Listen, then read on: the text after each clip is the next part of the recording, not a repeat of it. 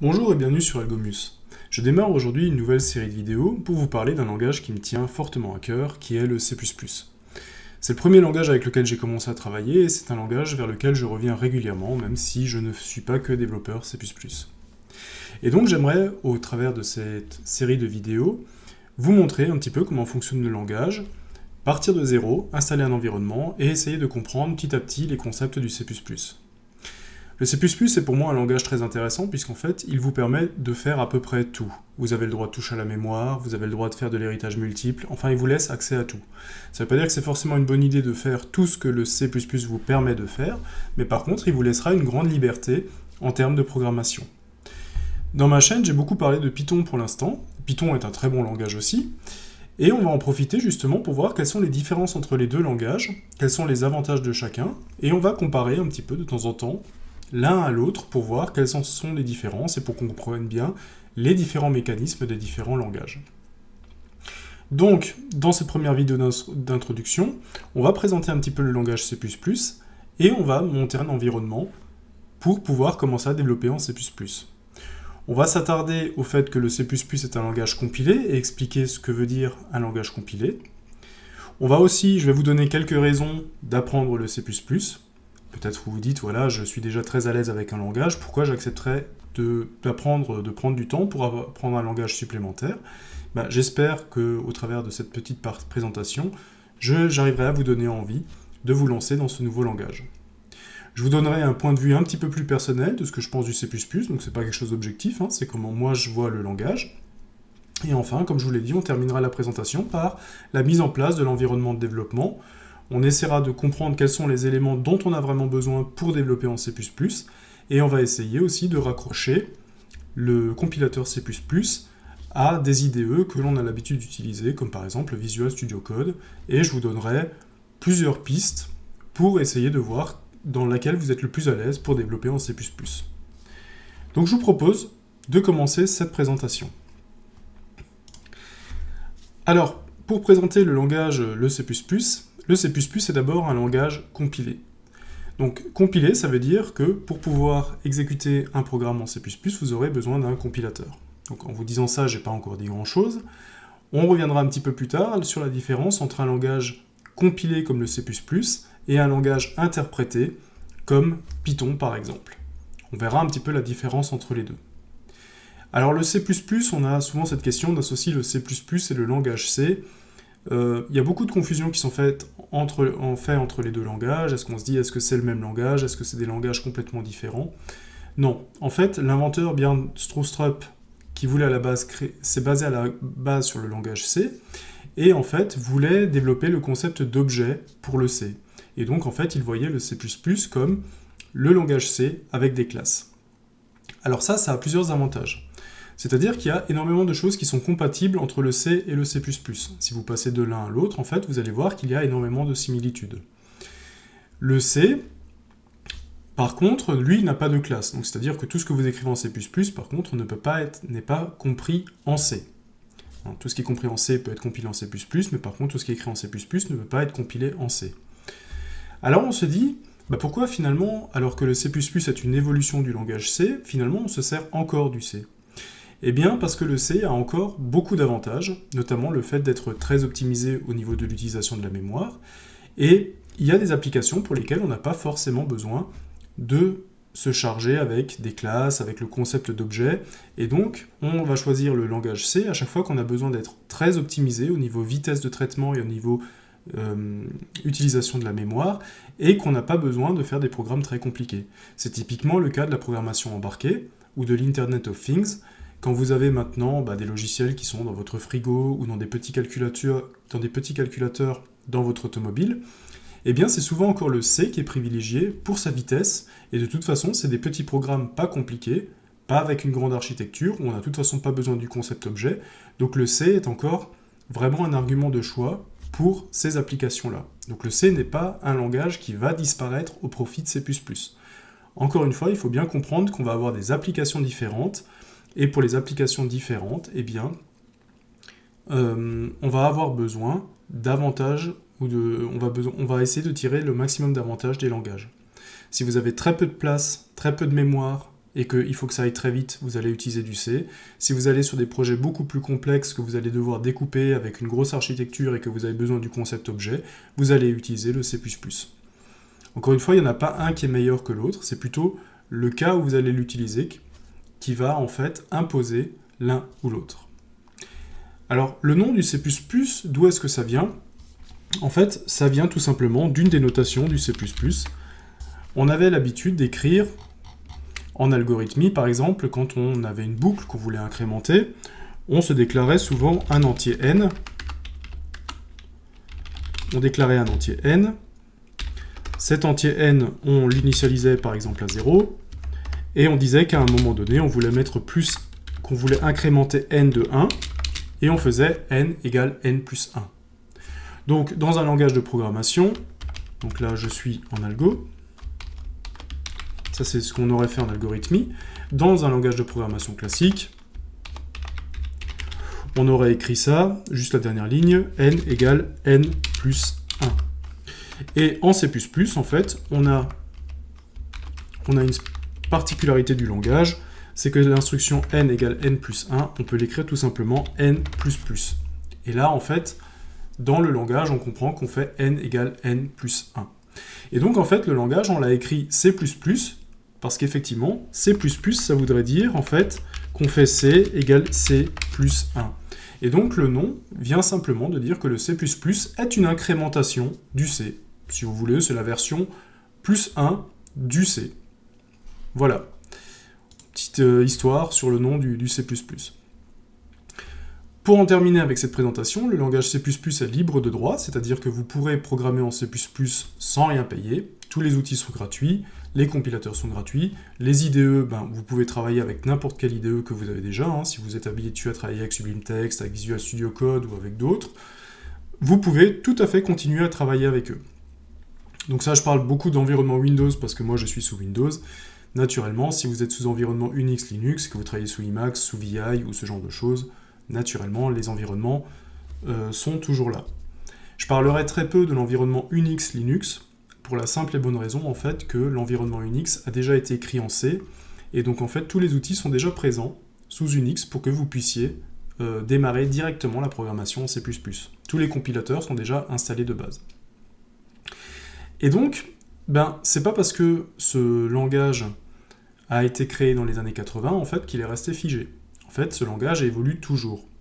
Vous avez peut-être déjà remarqué, si vous êtes développeur depuis plusieurs années, que, de temps en temps, les langages, quand ils évoluent, ils piquent un petit peu les bonnes idées des langages à côté. Et le C++ n'échappe pas à la règle, lui aussi évolue, et d'ailleurs, sa dernière version date de 2020, qui est le C++ 20. Avant lui, il y avait le C++ 17 de 2017, le C++ 14 de 2014, et ainsi de suite. Et donc, on voit en fait que on a toujours encore cette mise à jour qui se fait. Si vous voulez vraiment faire un tour du C++, je vous indique que Bjarne Stroustrup, qui est l'inventeur du C++, continue à éditer des livres, dont j'en ai un ici. Alors, je vais juste le mettre en grand. Donc ça, c'est le dernier qu'il a sorti. Donc quand il écrit des livres sur le C++, c'est vraiment des bibles, il y a vraiment tout dedans.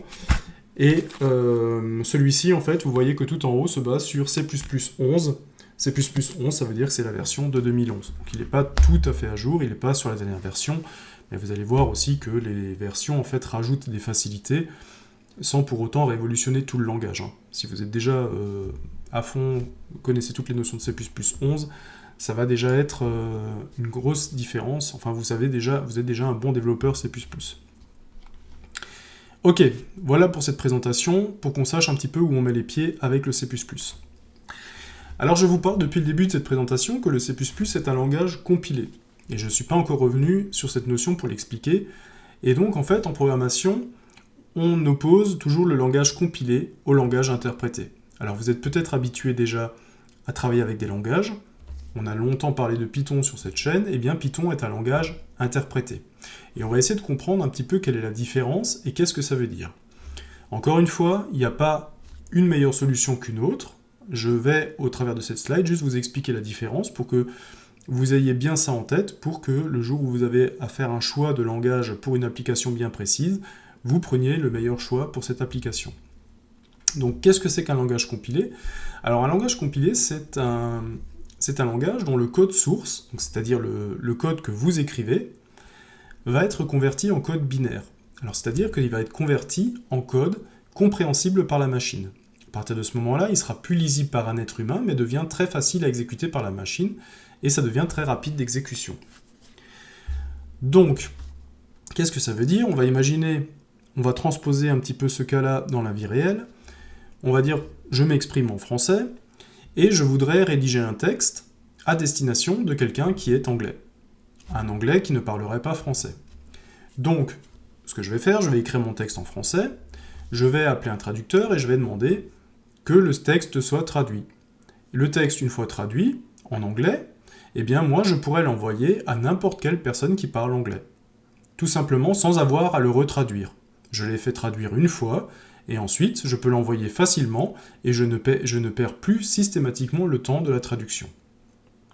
Ok, alors si jamais mon texte français venait à changer, il faudrait effectivement que je recontacte mon traducteur pour refaire la traduction vers le texte anglais. Mais tant que mon texte français ne change pas, eh bien je n'ai pas à faire appel à mon traducteur.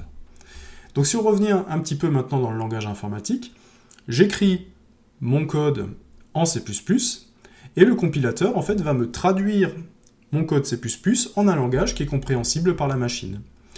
Tant que mon code ne change pas, je peux continuer à utiliser le code qui a été généré sans avoir à le régénérer. Et donc j'ai un gain de temps puisque je n'ai pas une traduction à faire à chaque fois. Comment ça marche dans un langage interprété?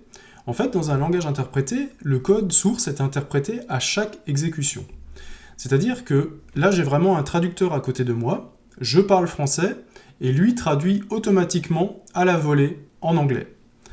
C'est-à-dire en fait que rien n'est jamais généré de fixe. Il n'y a pas un texte qui est généré.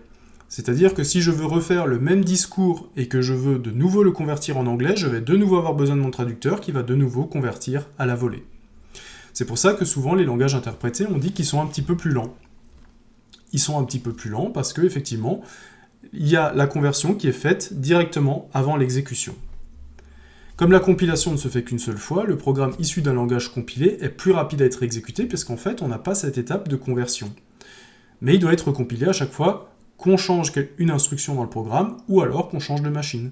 Parce qu'effectivement, la compilation se fait basée sur l'architecture matérielle et le système d'exploitation que l'on utilise. Donc je ne peux pas emmener du code compilé, du code machine d'une machine à l'autre ou d'un environnement à un autre. Il va falloir que je prenne le code source et que je le recompile pour la machine sur laquelle il doit être exécuté. Donc, voilà un petit peu les avantages et les inconvénients de chacun des deux. Donc, gardez à l'esprit qu'un code compilé, en fait, va être beaucoup plus rapide une fois qu'il est compilé, puisqu'en fait, il n'y a plus cette traduction à faire. Par contre, il est dépendant de l'architecture machine et il est dépendant de l'environnement dans lequel il est exécuté. Alors qu'un code interprété, eh bien, vous pouvez le passer de machine en machine, lancer l'interpréteur, et vous aurez toujours la même chose à faire. On peut même tirer le meilleur des deux mondes, puisqu'on avait déjà vu qu'en utilisant Python, qui est un langage interprété, eh bien, quand on faisait du calcul scientifique, on utilisait la bibliothèque NumPy, qui est une bibliothèque qui a été écrite en C, donc compilée. Et donc, Python a cet avantage également d'être un langage interprété, donc de permettre d'être exécuté partout, mais de pouvoir se baser sur des bibliothèques qui ont été compilées, et donc qui sont beaucoup plus rapides. C'est pour ça que quand vous faites du calcul de matrice, on vous encourage toujours à passer par NumPy, justement parce que NumPy est écrit en C, et est donc très rapide pour faire ce genre de calcul. Donc voilà, j'espère un peu avoir fait une introduction entre ces différences entre langage compilé et langage interprété. Langage compilé, je crée vraiment une autre version du programme qui est compréhensible par la machine. Langage interprété, j'interprète systématiquement à chaque fois que j'en ai besoin. Voilà un petit peu ce qu'il faut retenir dans ces deux approches. Vous utilisez peut-être un langage de programmation et pour l'instant vous vous dites « oui mais attendez, le langage que j'utilise finalement il est compilé ou il est interprété ?» Parce que finalement, les actions, c'est que un langage compilé, je vais utiliser un compilateur, un langage interprété, je vais utiliser un interpréteur. Mais dans le principe, ce que je vais faire, c'est que je vais quand même lancer en ligne de commande soit l'un, soit l'autre. Alors, je vous ai fait une petite liste des langages les plus courants, et pour savoir, en fait, s'ils sont interprétés ou compilés. Alors, les langages de script sont la plupart du temps interprétés. Donc là, je parle par exemple du HTML. Vous avez d'autres langages de programmation qui sont interprétés, comme le Java, le Python, JavaScript, PHP et SQL, le langage qui nous permet d'interroger les bases de données. Tout ça, c'est des langages interprétés, c'est-à-dire qu'à aucun moment donné, ils sont convertis en leur équivalent en langage machine. Pour ce qui est des langages compilés, on va retrouver le C et le C++, le Pascal et le OCaml. Donc là, on est sur des langages compilés qui vont partir du langage du code qui a été écrit par le développeur, qui vont être convertis en langage machine, donc vraiment par ce travail de traduction dont on a discuté avant, et c'est plus que la partie qui a été écrite en langage machine qui sera exécutée par la suite. Donc voilà, ça c'est les langages les plus courants. Si vous travaillez sur d'autres langages, vous allez rapidement trouver l'information sur le net. Est-ce que je travaille avec un langage compilé ou un langage interprété? Alors pourquoi est-ce qu'on apprend le C++? Là, j'espère vous convaincre un petit peu de l'intérêt de ce langage. Vous connaissez probablement déjà un langage de programmation, ou alors le C++ est peut-être le langage avec lequel vous débutez, c'est pas une mauvaise solution non plus. Vous allez voir que même si le C++ est très complet et vous permet d'utiliser énormément de concepts, les concepts peuvent arriver petit à petit, c'est pas la peine d'essayer de tout comprendre en même temps. Et justement, la série de vidéos va être là pour vous aider à comprendre les différents concepts qui sont dans le C++. Et j'aimerais justement faire des liens avec l'UML par exemple, qui va nous permettre de passer de l'analyse à un programme écrit en C++. Donc, si vous connaissez déjà un langage interprété comme le Python, par exemple, si vous êtes souvent sur ma chaîne, eh bien le C++ vous donnera en fait accès à un autre mécanisme, le mécanisme de compilation, pour que vous ayez une culture un petit peu plus large de ce qui se fait en langage de programmation, et que vous puissiez un petit peu juger quel est le langage à utiliser dans quel type d'application. C'est toujours un petit peu ça le but. J'aime pas tellement les guerres de langage, ou même les guerres de système d'exploitation. Très souvent, en fait, on s'aperçoit qu'il n'y a pas un langage qui est meilleur qu'un autre, mais il est parfois meilleur dans un domaine, et puis parfois moins bon dans un autre domaine. Et donc, je trouve que c'est important d'avoir une culture des langages de programmation, de savoir en maîtriser plusieurs, et enfin en maîtriser, au moins d'avoir les connaissances de base sur plusieurs langages, et ça permet de savoir, quand vous avez quelque chose à développer, quel est le langage finalement le plus adapté au travail que vous avez à faire. Alors C++ s'oppose pas seulement à Python en termes d'interprétation et compilation, mais il s'oppose aussi en termes de déclaration de variables. En effet, j'ai insisté pas mal quand on a développé des fonctions Python pour dire que Python était un langage qui déclarait implicitement ses variables, le type de ces variables. C'est-à-dire qu'à aucun moment donné, j'ai dit qu'une variable était un entier, qu'une variable était un réel. Le Python définissait le type de la variable à partir du moment où je mettais quelque chose dedans. Si je mettais 5 dans la variable a, eh bien a devenait un entier. Si je mettais autre chose dedans, un réel, eh bien a devenait un réel. C++, lui, est un petit peu plus tatillon et va vous imposer, lui, un typage explicite. C'est-à-dire que quand vous allez déclarer une variable, vous allez lui associer son type. Et vous allez dire, voilà, ça c'est un entier. Et si maintenant je mets une chaîne de caractères dedans, eh bien au moment de la compilation, C++, le compilateur va râler, et va vous dire, attends, au début tu m'as dit que c'était un entier, maintenant tu essayes de mettre bonjour dedans, il y a quelque chose qui ne va pas. Alors, c'est quelque chose qui peut paraître un petit peu contraignant à la base, mais en fait ça vous évite de faire énormément d'erreurs, puisque le compilateur, plus vous lui donnez d'infos, plus lui va comprendre ce que vous êtes en train de faire, et va pouvoir relever vos erreurs. Ça peut être très intéressant d'avoir un compilateur qui vous dit, attention, là, t'es pas en train de me mettre le bon type dans la variable. Essaye de voir si t'as pas une erreur de logique ou si tu t'es pas trompé de variable. Donc là, ça va vous permettre de voir aussi une grosse différence avec Python et de voir un langage qui fonctionne un petit peu différemment sur la partie de déclaration des variables. Alors, C++ est souvent présenté comme un langage difficile à apprendre car il vous permet de faire énormément de choses. Là aussi, j'aimerais un petit peu tempérer cette idée. Parce qu'effectivement, C++ vous permet de tout faire, de faire énormément de choses.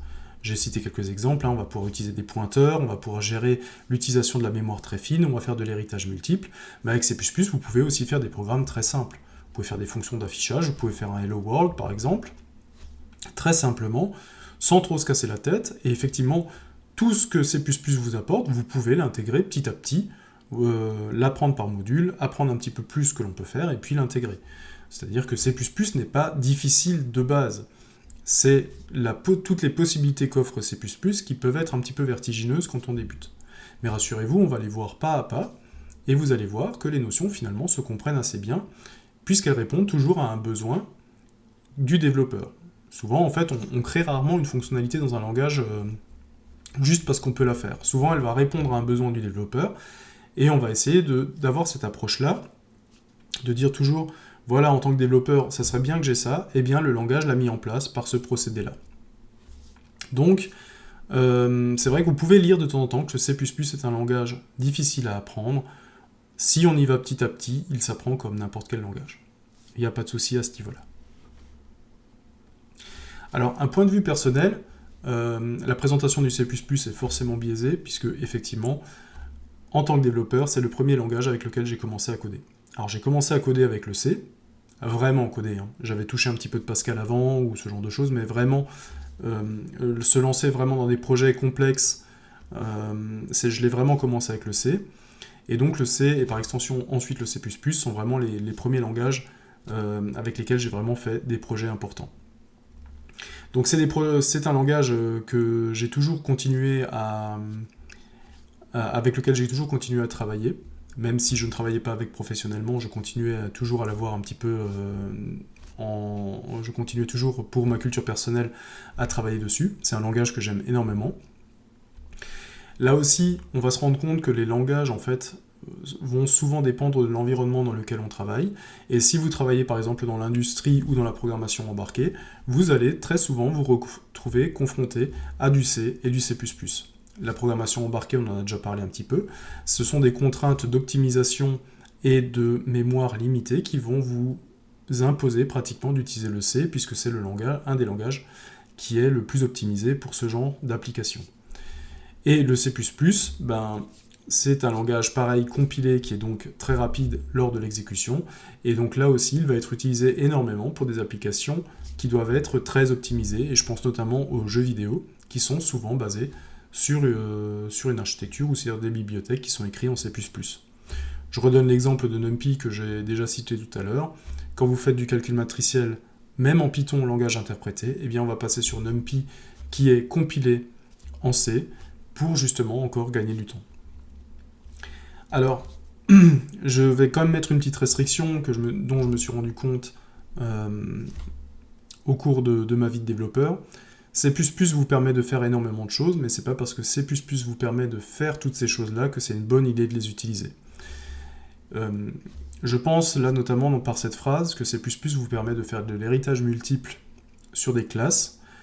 C'est peut-être pas forcément l'héritage multiple, j'ai l'impression que ça peut paraître une bonne idée au départ, ça finit très souvent en problème et on appelle la mauvaise fonction dans la mauvaise classe, et au bout d'un moment, quand le projet devient assez volumineux, on se retrouve avec des fonctions qui ont le même nom dans des classes différentes, et qui finalement sont mères de la même classe, et donc ça commence à créer des conflits. Donc là aussi, C++ le permet. Est-ce que c'est une bonne idée de l'utiliser ? Là, il y a peut-être une réflexion à avoir. Donc je vais rester sur cette phrase, c'est pas parce que le C++ le permet qu'il faut obligatoirement l'utiliser. Il y a quand même encore... C++ nous met des outils en place, c'est à nous de voir si ce sont les bons pour résoudre le problème auquel nous faisons face. Alors maintenant, après cette petite présentation, on va quand même essayer de mettre en place un environnement qui va nous permettre de commencer notre parcours en tant que développeur C++. Et vous l'aurez compris au travers de cette présentation, le C++ étant un langage compilé, la première des choses à faire, c'est justement d'installer un compilateur sur notre machine. Donc c'est la première étape. Si vous travaillez sous environnement Unix Linux, en fait les compilateurs sont déjà inclus dans le système d'exploitation. Ils s'appellent GCC, G++. Tout ça normalement devrait déjà être là. Si vous ouvrez une fenêtre de commande ou un terminal, vous lancez GCC, vous lancez G++, normalement tout ça devrait déjà être installé. Pour ce qui est de l'environnement Windows, on va en fait s'installer le compilateur G++ sur Windows. Et donc pour cela, une des méthodes les plus faciles, c'est d'installer M62. Donc j'ai mis le lien ici, www.m62.org, et on va suivre les instructions pour installer GCC et GDB. Alors GCC, c'est le compilateur, et GDB, c'est le DB de debug.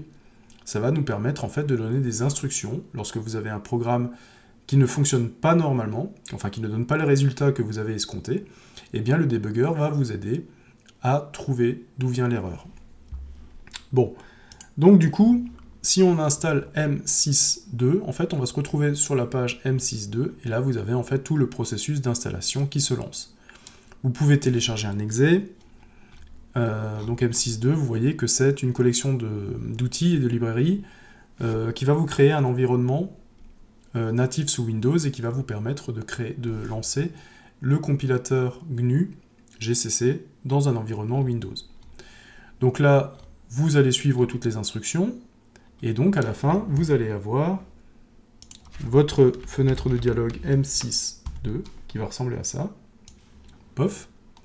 J'ai donc ma fenêtre, et dans cette fenêtre, ce que l'on va faire, c'est que l'on va récupérer, on va installer MinGV, donc c'est le minimum, c'est le compilateur, minimum de compilateur pour Windows. Et donc ce que l'on va faire là-dedans, eh bien vous voyez que dans l'instruction on vous le dit, vous pouvez faire un pacman pour installer GCC. Donc là vous pouvez copier la ligne qui est ici, vous la collez là-dedans.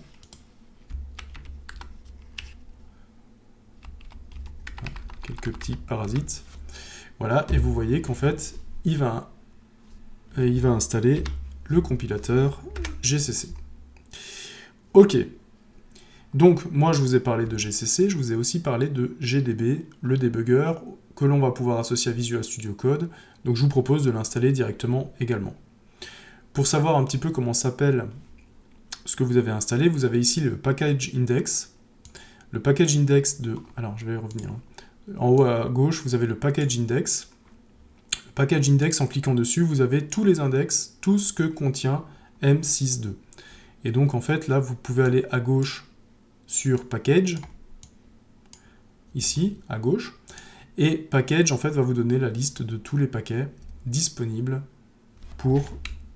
dans M6.2. Donc, on a déjà installé GCC, notre compilateur. Vous voyez, on va le retrouver ici. MinGV, x8664 GCC, GNU Compiler Collection pour C et C++, ça c'est ce qu'on veut, pour MinGV de Windows 64. Donc moi je suis en Windows 64, donc c'est celui-là que je prends. Ok, maintenant je vais aussi chercher GDB. Alors GDB je vais utiliser GDB qui est le GNU Debugger pour Windows 64 également. Ok, donc je vais récupérer ça, je vais me remettre sous mon M6, et je vais utiliser de nouveau Pacman, qui est le Package Manager, hein. C'est pas le petit bonhomme rond jaune qui mange des packs gomme, c'est Package Manager, et je fais "-s, et je colle le MinGV GDB que je viens de mettre en place, et vous allez voir que maintenant, M6.2 va aussi m'installer GDB.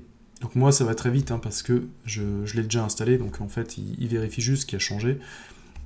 Et donc voilà, j'ai installé mon debugger et j'ai installé mon compilateur. Donc maintenant tout est en place, je peux fermer cette fenêtre là. On va juste reprendre le PowerPoint pour être sûr. Donc j'ai installé GCC, j'ai installé GDB, et il ne faut pas maintenant oublier d'ajouter le répertoire bin à la variable pass. Alors, pour faire ça, en fait, on va reprendre l'installation que vous avez faite, et normalement, cette installation a dû vous installer un répertoire M664. Dans M664, en fait, vous allez retrouver MinGV64. Alors moi, je suis en 64 bits, donc effectivement, j'ai MinGV64. C'est le minimum de GCC pour Windows, hein. Donc min64, et là vous avez un répertoire bin, et vous vous apercevez que dans le répertoire bin qui est ici, eh bien j'ai le G++, compilateur C++, le GCC, compilateur C, qui est là, et j'ai le GDB, qui est le debugger. Donc ce que je peux faire, en cliquant sur la barre en haut, je vais récupérer ce répertoire-là, et ce répertoire-là, je vais le mettre dans la variable d'environnement pass, pour que le contenu de ce répertoire soit accessible de n'importe où dans l'arborescence. Alors pour ça, je vais aller dans la barre de recherche Windows et je vais taper ENV pour environnement, ENV, et ça va m'ouvrir en fait les variables d'environnement. Dans les variables d'environnement, je vais prendre la variable pass, la modifier, et je vais mettre mon chemin ici, m664, mingv64, bin. Je vais faire OK, OK. Donc maintenant, j'ai normalement les compilateurs et les débuggers dans ma variable pass, et donc je peux y accéder de partout. Vérifions, je vais ouvrir un terminal, un invite de commande. Donc je tape cmd comme commande dans l'invite de commande. On va voir, est-ce que gcc version, je vais mettre un peu en plus grand, gcc version me donne parfait, la version de gcc, qui est 12.1.0, compilateur C est bon, compilateur C++, pareil, version 12.1.0, et la version du débugger, gdb, version, super, tout est en place. Donc maintenant, j'ai installé le compilateur, j'ai installé le débugger, on va pouvoir commencer à travailler en C++.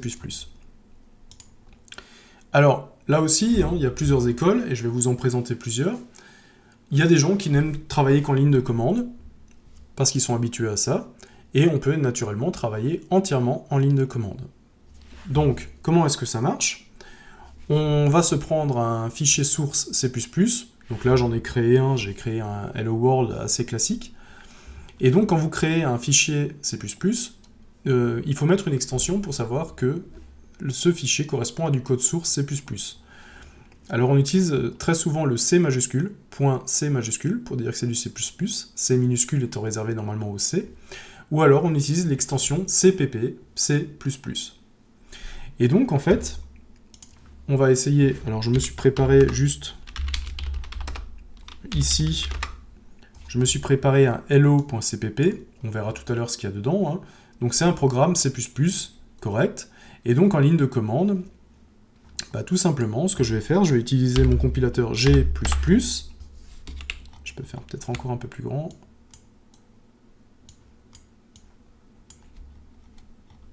je vais faire G++, je vais donner comme premier argument mon code source, donc le code source qui contient le... Alors je vais vous le montrer juste. Donc LOCPP, c'est juste un petit programme C++ que j'ai écrit, hein. Donc c'est rien de spécial, on va le décrire, rassurez-vous, pour revoir chacune des instructions.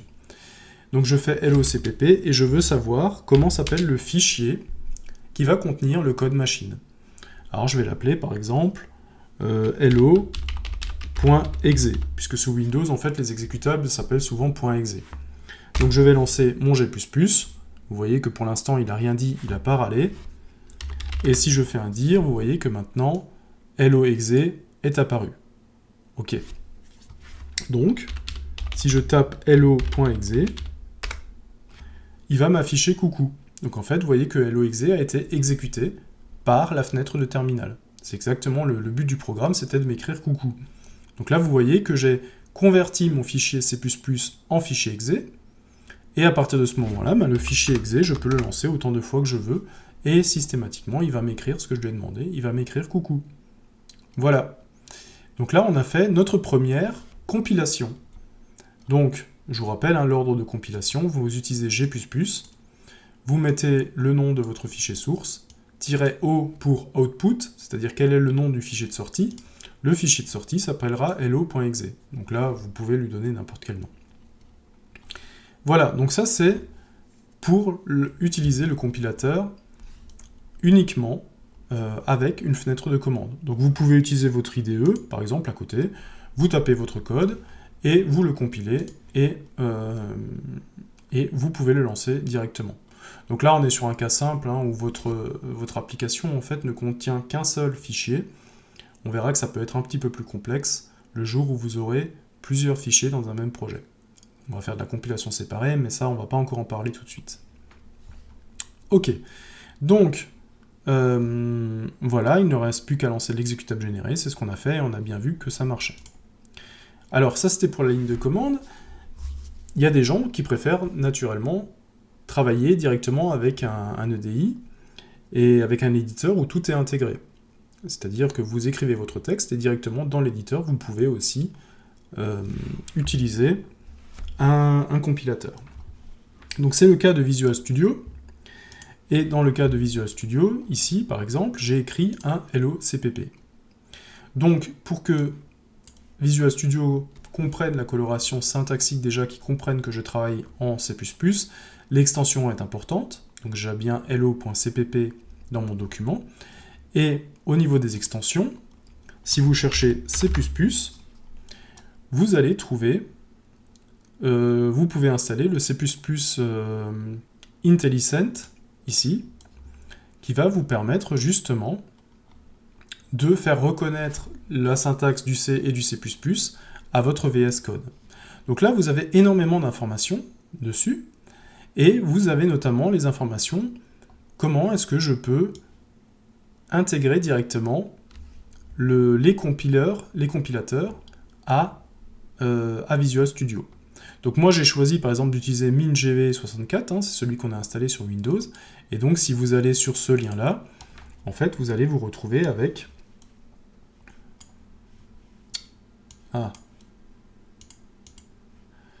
Vous allez vous retrouver avec énormément d'informations sur comment est-ce qu'on va installer...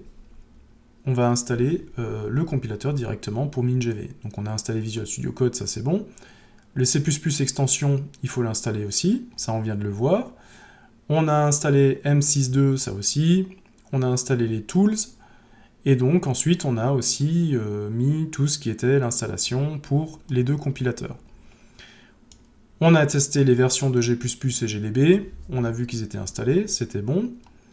On a créé un petit fichier pour voir si tout fonctionne.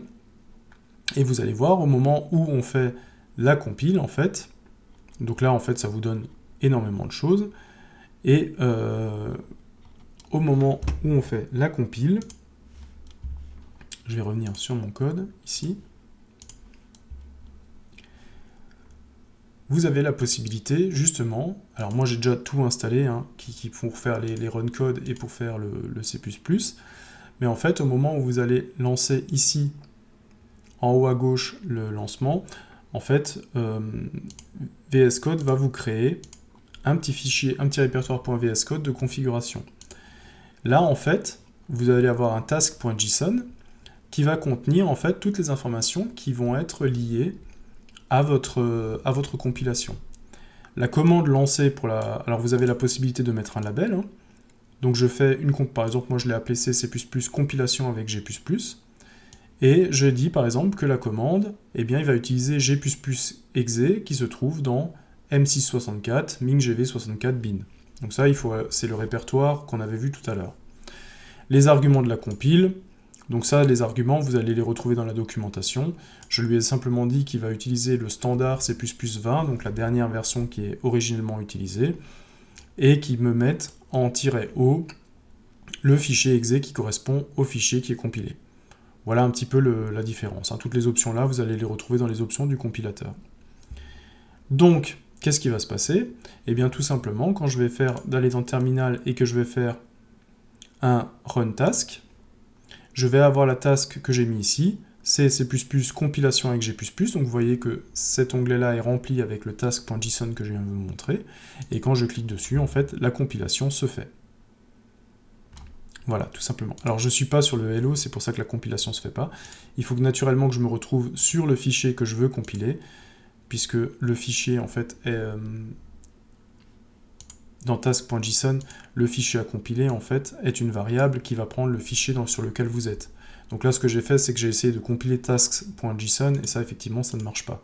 Donc je vais me retrouver sur le hello, je vais faire un terminal, et je fais un run task, compilation, voilà, et je vais me retrouver, voilà, la génération s'est terminée correctement, et vous voyez la ligne qui a été exécutée, il a lancé G++ exe avec tous les paramètres que j'avais spécifiés dans tasks.json. Donc là, si vous voulez travailler avec différemment, c'est-à-dire si vous voulez, par exemple, travailler plutôt avec le compilateur de Windows, si vous voulez travailler avec un autre compilateur, je vous renvoie à cette page d'aide de Visual Studio, et vous allez voir que vous allez avoir énormément d'informations sur les paramètres également que vous avez à mettre en place dans votre débugger. Enfin, toutes les informations sont là pour avoir, si vous voulez, personnaliser un petit peu l'installation. Je vous ai juste montré une version voilà, qui fonctionne Maintenant, si vous voulez aller un peu plus loin, utiliser un autre compilateur, vous allez toujours trouver de l'aide qui va vous permettre de faire ça.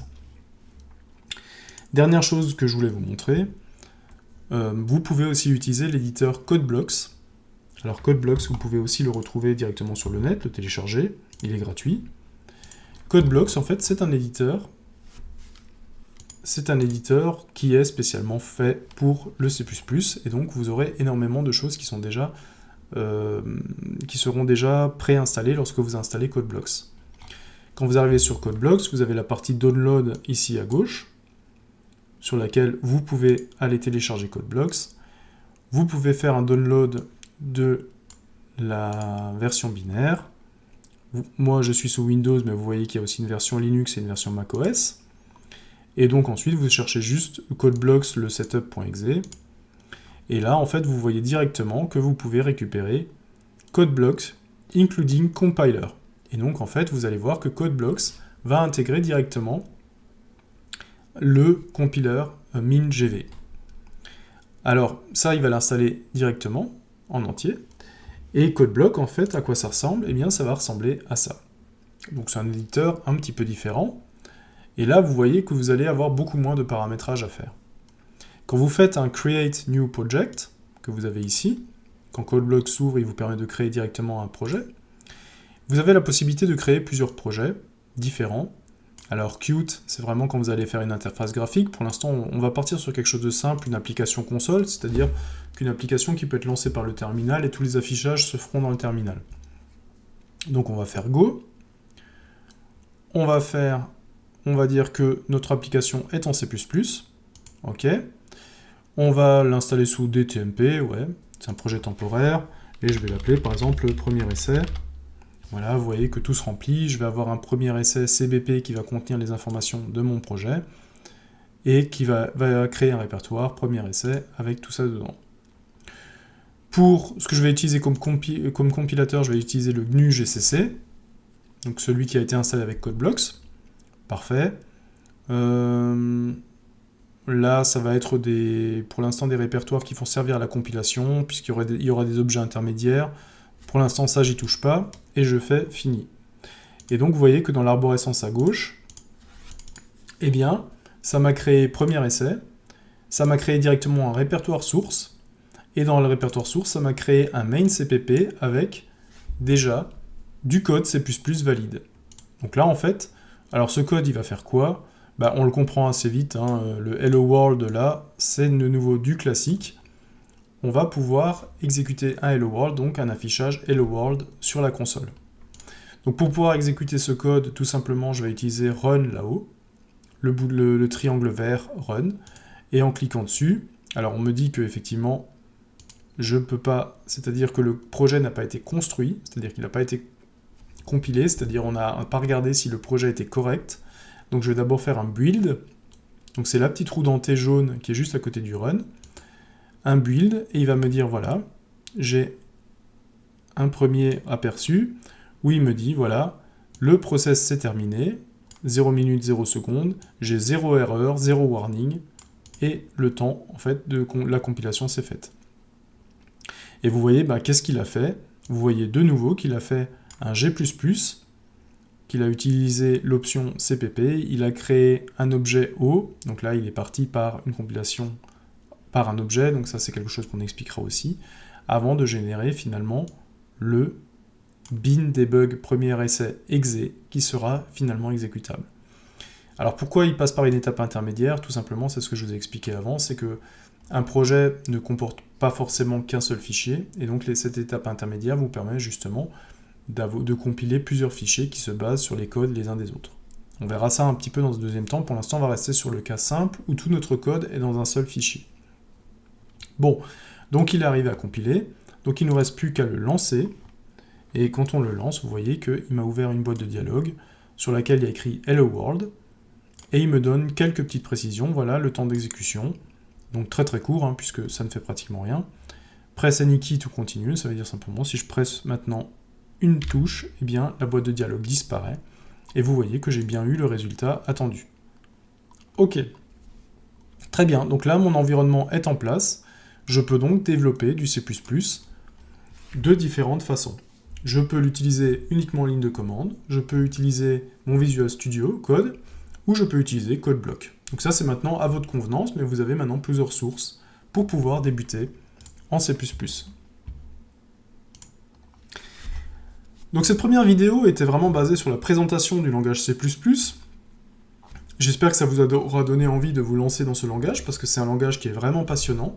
Si vous connaissez d'autres langages, vous allez retrouver des choses qui sont identiques, les structures de contrôle sont identiques, la possibilité de faire une fonction c'est identique. Si vous avez déjà programmé un objet, vous allez voir que ça aussi, on le retrouve.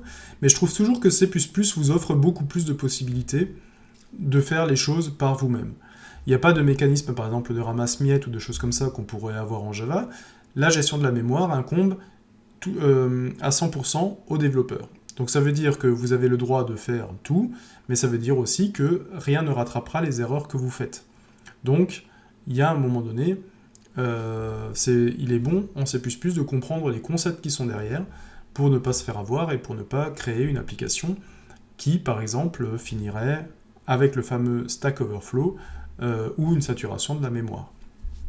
C'est les fameux core dump que l'on va retrouver en C++, et les vidéos qui vont suivre vont justement exposer des concepts du C++ pour qu'on rentre de plus en plus dans le langage, et on va essayer de s'intéresser aussi aux cas d'erreur. Des fois, C++ ne va pas être content avec ce qu'on écrit, et on va essayer de comprendre pourquoi il n'est pas content, et on va essayer de comprendre qu'est-ce qui derrière le fait réagir comme ça, et pourquoi est-ce qu'il y a une incompréhension de sa part dans le code que l'on écrit. Donc, la prochaine vidéo va s'intéresser à décortiquer la fonction hello world que CodeBlock nous a générée automatiquement comme exemple. On va voir que sur les 5 lignes de cette petite fonction, en fait, il y a déjà énormément de choses à dire. Et on va essayer de comprendre comment marche un programme C++ pour pouvoir évoluer dans le temps avec des fonctionnalités toujours plus avancées du langage. Donc je me réjouis de vous retrouver très vite dans cette série basée sur le C++ pour en apprendre plus sur ce langage et pour aussi balayer un petit peu l'idée que finalement programmer en C++, c'est pas si compliqué que ça. À bientôt!